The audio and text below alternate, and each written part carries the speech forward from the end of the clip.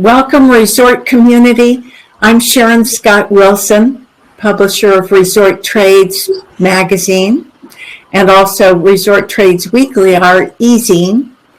If you're unfamiliar with either of these, go to resorttrades.com and sign up. You can subscribe there. Thank you for joining us for another Trades Learning Center. We have put together a number of webinars for the timeshare resort community, just in an effort to kind of knit us together and provide a little bit of networking. So today's live session, we encourage you to participate with your comments or questions by using the chat function, and we will try and get your answers to you as readily as possible. Today's session will focus on how to grow your resort receivables organically. And we have Harry Van Sciver and Dennis Rogers from Fairshare Solutions. These gents have been in the timeshare industry for 30 years, plus perhaps, and I've known Harry for that long, and I can attest both of these guys are pretty sharp. They really know their stuff. So Fairshare Solutions does collections, customer recovery, and portfolio management. Now, Dennis is president of Fairshare, and he'll be making some remarks after Harry, but Dennis has spent 3 decades running consumer finance, collections, and servicing for many companies in our industry. Some of these are Club Exploria, Bushkill Group, Split Rock Resort, the Manhattan Club, Elective Investments and Cost Control Marketing. A lot of familiar names there. Dennis also owned Time Financial Recovery Services, Pocono Segway Tours, and Beach Time Marketing. And Harry has spent his career in banking, collections, and receivables finance. He's owned 3 timeshare projects, just couldn't resist it, could you, Harry? In addition to being a director of Fairshare Solutions, he's president of Whitebriar Financial and a director of Resorts Group. So today, we're going to learn what developers and HOAs, lenders and management companies can do to improve resort revenues, keep those maintenance fees coming in, make sure that the customer satisfaction and loyalty remains high. But first, let's warm up with the poll question. We've got poll question number 1 is, which of the following is most important in making a timeshare resort successful? Members with high income, members with great credit, or members who are very satisfied? A trick question. So, let's see, we have no answers so far. So I will come back. Oh, well, wait a minute. We have 100% of our answers say that members who are very satisfied. So I guess we're tracking with you guys, Dennis and Harry. Yeah. So, Dennis and I talk to an awful lot of people in the industry. Many of them obviously want some help with their portfolios, whether it's maintenance, whether it's loan, whether it's securitized or pledged, or whether it's an HOA. And while we're glad to help with collections and customer recovery, we get increasingly a lot of questions we've been getting in the last few months that, number one, we didn't anticipate them until we thought back and realized these are the questions that I used to ask Dennis when he worked with us when we had resorts, and they're questions that I've gotten asked in boardrooms for 20 years. And so we've been trying to find solutions. A lot of developers ask us, how can we offset the high cost of first-gen sales? We're showing a 45% marketing cost. Frankly, it's higher than that for most of our clients right now. Add product cost and allowance, and the only profit really that's left is on the receivables. And looking at the receivables, developers are worried about their paper paying down too quickly, especially the good credits. They get left with the marginal credits sometimes, and to counteract the runoff, they have to originate new sales, which costs more money. They have to build new product, and a lot of developers ask us, can't we originate at least some receivables that are cash positive from day one, where we don't have such a high marketing cost or product cost that we have to borrow on them? We might want to borrow on them, but we don't want to be forced to do that. And everybody talks about losing members, the timeshare exit scams and the charlatans and that side of the world. And how can we get people to use more often? How can we increase their loyalty to the resort and to our company, and keep them from being susceptible to those timeshare exit scams? Lenders, investors, hedge funds ask us similar questions. They worry about what it does to their borrowers' balance sheets and financial stability when they originate a lot of new paper, because it's so expensive, but they want the new paper. And the best of the paper that the lenders and the investors have is cashing out pretty quickly, while the lower FICOs kind of languish. And some of the smarter or more creative or aggressive investors and lenders are wondering, is there a way we can originate our own sales or partner more directly with a developer in originating receivables? Because even though some developers may not be active right now in their marketing and sales, the resorts are doing fine, and a lot of lenders and investors are looking to offset the runoff in their portfolios. And of course, we talk to HOAs and management companies. They're losing members, so they raise the fees, so they lose more members. That's a bad cycle. They want to get out of that.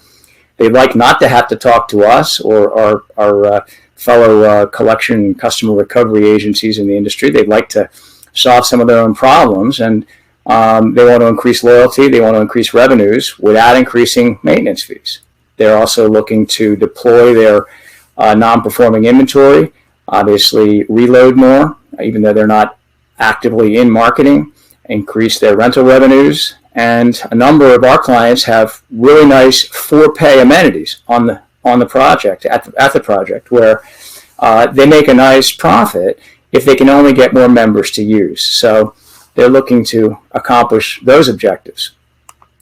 And what Dennis tells them and what I tell them is that, first of all, the three most important words in our business are fulfillment, affordability, and value. And by answering that first poll question, I think everybody understands that. We want a satisfied customer who can afford what they have and thinks it's a good value. Dennis did a nice slide here. One thing I sort of want to point out is affordability doesn't mean high income. It means that we're giving the customer something that they value and that they can afford. We have to target the product to the affordability and the interests of the member. Sometimes infinity pools aren't as popular as kiddie pools. They're a lot more expensive to build, so it's good to think about that. We ultimately came up with a series of strategies for our clients that they can deploy or we can help them deploy that we call FAIRWAY. You really need to dive into your members, whether you're an HOA, whether you're an active developer, even if you're a lender or a hedge fund that really doesn't know the business. You need to jump into those members. How often do they travel? Where do they travel? What's their income? What's their FICO? Is it getting better? Is it getting worse? What do they do when they're at the resort? Do they have a one bedroom? Do they want a two? Do they rent? All the demographics, how close are they to your nearest location? That's a drive to. If you're a club, think about all those things, and you can see a lot of opportunities to take an existing customer and sell them something more or offer them something more that they can take up without spending a lot of money and without overburdening them financially. So you can grow your own receivables. And when you do that, you make people happier, you make them more loyal, much less susceptible to the timeshare exit charlatans. And those are all good things. Over the last 26 years, I've had Whitebriar. I've been tracking portfolio delinquencies for all the different portfolios that we either own or manage or have financed, or that we've helped our partners with. And what we found is that even the most marginal loans, and this applies to maintenance fees as well, after 3 to 4 years, the default rate is negligible. So you look into that portfolio and you see people that have been paying you for 3 or 4 years, particularly now in the middle of COVID. If they're still paying, they're going to keep paying unless you make a big mistake, or unless they have what Dennis calls a short-term life crisis, in which case we can get them to pay again. So there's gold there if you know how to mine it. And that's the key. Some of the things that we look at or help our clients look at with respect to their member base in receivables, whether they're maintenance, loan, or both, are listed here. FICO score, FICO trend, referral history. There are all kinds of things you can look at that tell you that here's an opportunity with a customer that we may not have properly plumbed. One of the things as a developer I always wanted to know is, what does the customer like to do when they're at the resort? Do they golf? Do they go on the ropes course? Do they ski? Do they bring a lot of friends? How many people check in? How many people go to the pool? How long do they stay? Where do they exchange? Do they exchange? All those things. Do they eat in the restaurant? Do they drink at the restaurant? And if you start to really understand that customer, then you see the opportunities to offer them something that they want, and you don't waste your time on someone who can't afford, doesn't like, or doesn't want something that you want to sell.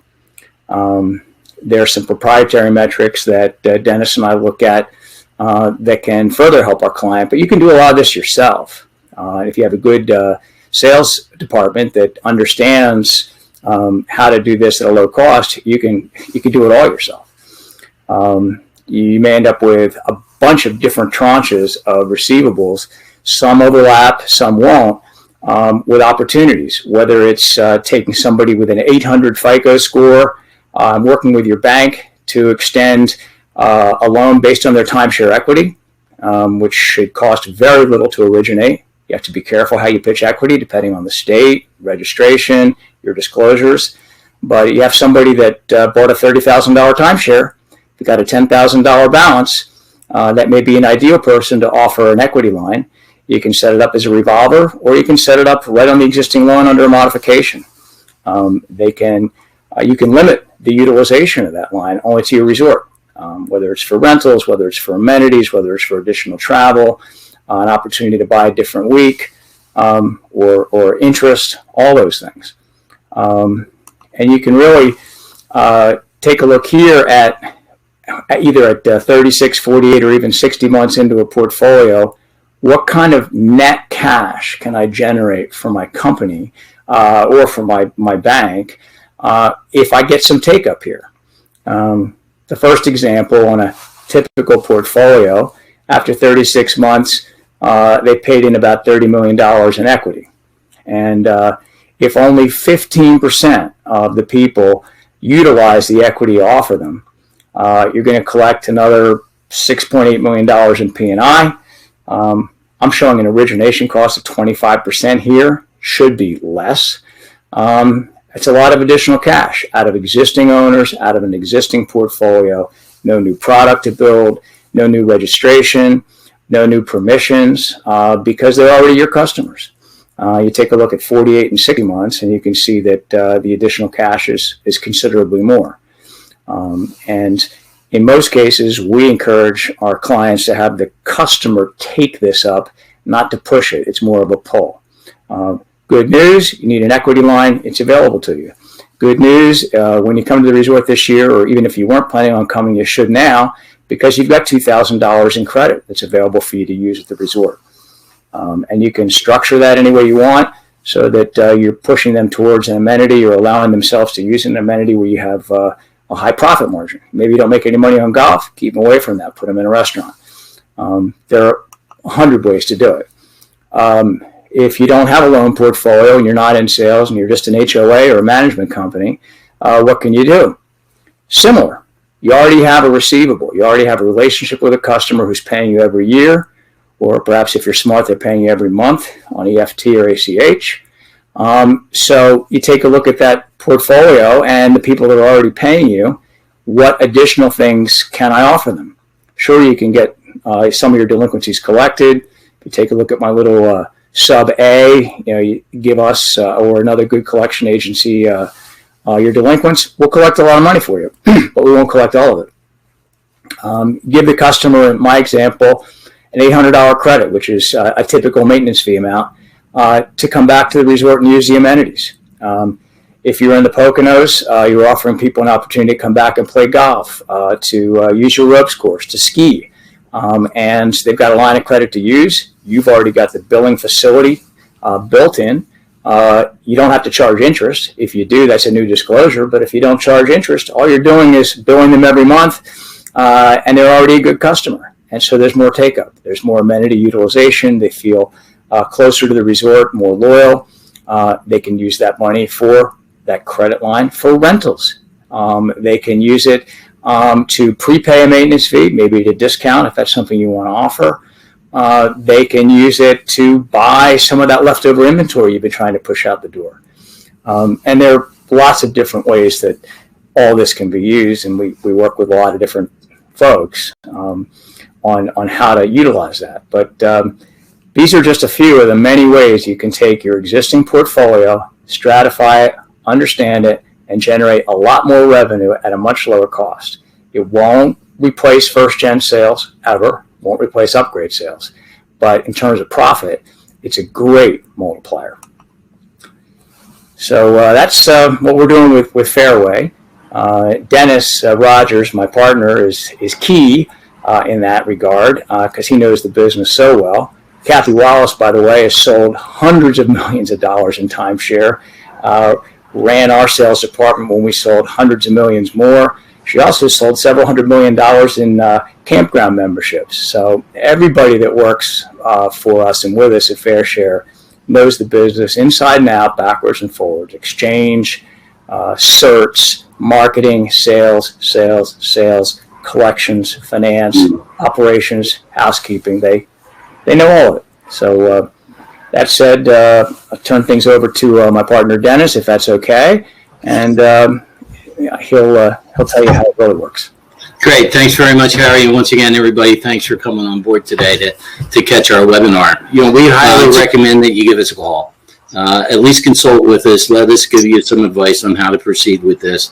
But if you're looking for a really good team to implement what Harry's laid out to you today, Fairshare can most certainly do that for you. The best way to contact us would be to go to our website, www.fairshare.solutions, and all of our contact information is on there. Give me a buzz, give Harry a call. We'll do a Zoom call or perhaps meet in better days and see if we can't work something. Now, I did want to ask each of you guys where you see the vacation industry going in the next 4 years. No, I can answer that. I'm sure Dennis can too. But I think there's going to be continued consolidation by aggregators. And what I call aggregators are big corporations and hedge funds, basically. And I think the consolidation will lead to two kinds of opportunities. First kind of opportunity, investment and growth opportunities for people that can think out of the box. That's always the case, but certainly it is in our industry. Over the next 4 years, I think we'll see innovations in seamless travel and exchange, making it really invisible how the process works and therefore making the process work better. I think we'll see new ways to do drive-to resorts post-pandemic. I think that'll be a key driver in our industry. And I think we'll see some innovative resort repurposing. Converting timeshare to whole to fractional to timeshare, and probably some new modulations that people are working on right now.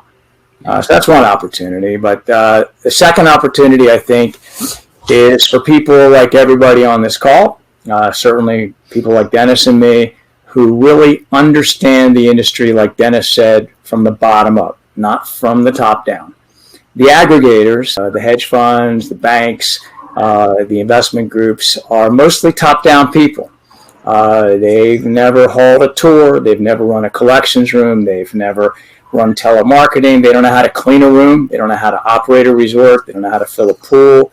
They don't know how to do marketing. They've never sold, which is so important, or run sales. And they don't want to. That's not what they're there for. They focus on the end result, the financials. And I'm a finance guy too. I started out in banking, but increasingly the people who own our industry don't understand our industry.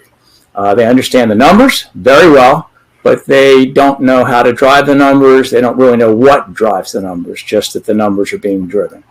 So that's a real opportunity for hardworking, honest professionals like us, people in this webinar, to make things happen for those finance guys.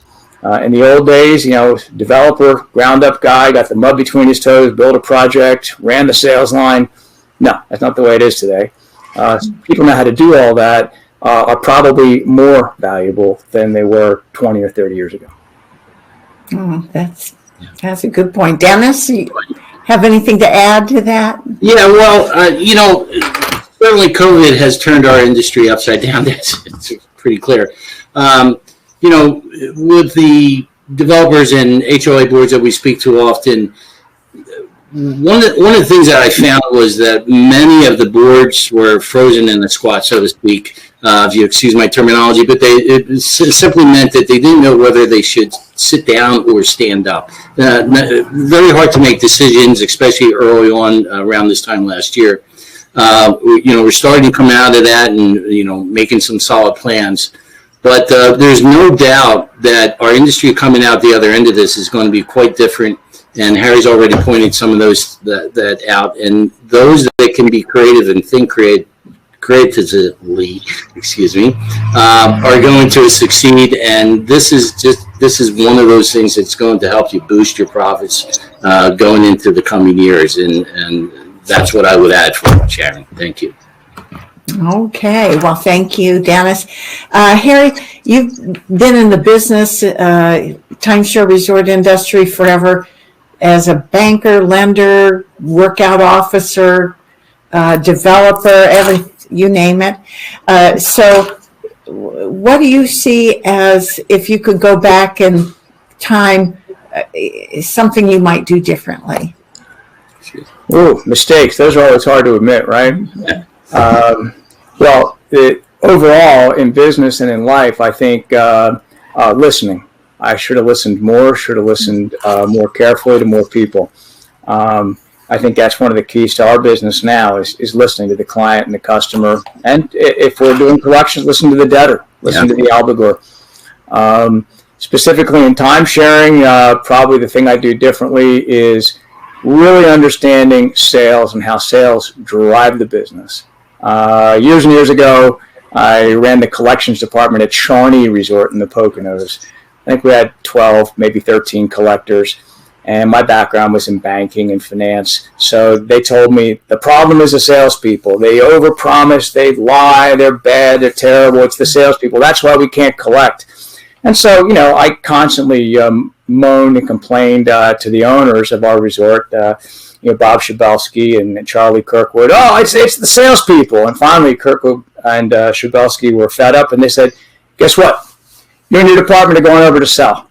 I said, what? So, you're going to go sell timeshare. You think you can do it better? You think it's not being done right? You go sell it.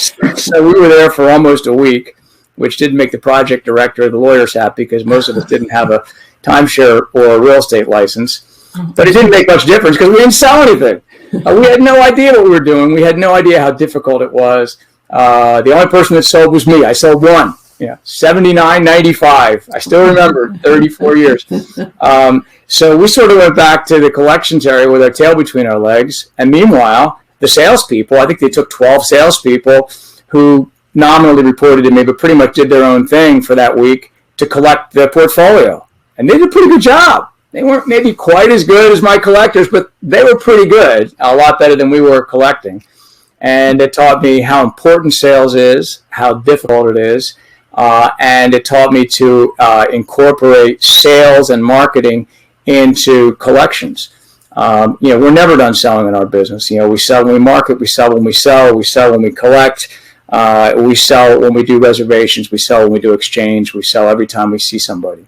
And that's really the most important component in what we do at Fairshare, particularly on the customer recovery side. So many developers have lost members and they want their money back, and we'll get you your money back.